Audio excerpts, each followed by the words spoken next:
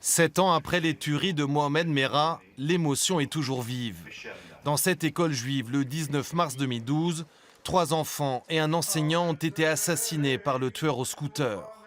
Pour le ministre de l'Intérieur, c'est l'occasion de rappeler les mesures prises pour lutter contre l'islam radical. Nous agissons, nous surveillons. Nos services de renseignement ont vu leurs moyens augmenter, leurs outils améliorés et ils veillent contre toutes les formes de terrorisme, djihadiste ou extrémiste. Avec la loi renforçant la sécurité intérieure et la lutte contre le terrorisme, nous nous sommes donné plus de cartes.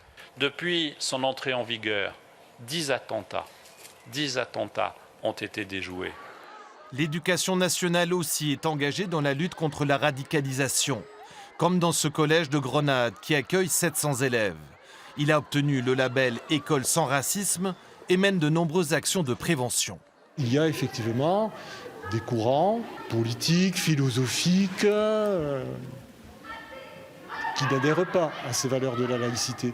Donc je crois que l'école peut être aussi mise en danger. Et donc c'est à nous, les pédagogues qui défendons la démocratie, de tout faire pour que dès le plus jeune âge, les enfants se respectent, quelles que soient leurs différences. Au-delà de la prévention, l'éducation nationale a mis en place des mesures concrètes. Dans chaque académie, un référent chargé des questions de radicalisation a été nommé. Un numéro vert national a été créé, tout comme un site internet intitulé Stop Djihadisme.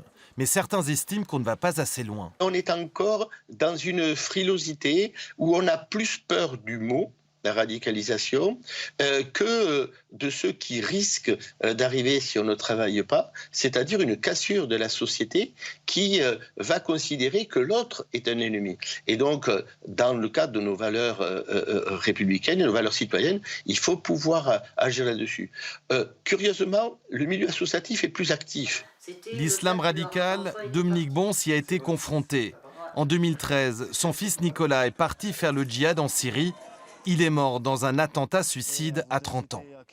Aujourd'hui, elle se bat pour sensibiliser les jeunes à ces questions et défend le principe du retour des djihadistes français et de leurs familles détenus dans les anciennes zones de conflit. Autant les ramener et qu'ils soient jugés ici dans leur pays d'origine. Voilà. Ça éviterait peut-être des complications par la suite. Bien sûr qu'on dit ouais, mais quand ils vont sortir de prison, ça va devenir quoi? Mais s'ils restent là-bas, ça va devenir quoi aussi? Une position minoritaire en France. Selon un sondage récent, 82% des Français s'opposent à leur retour, y compris de leurs enfants.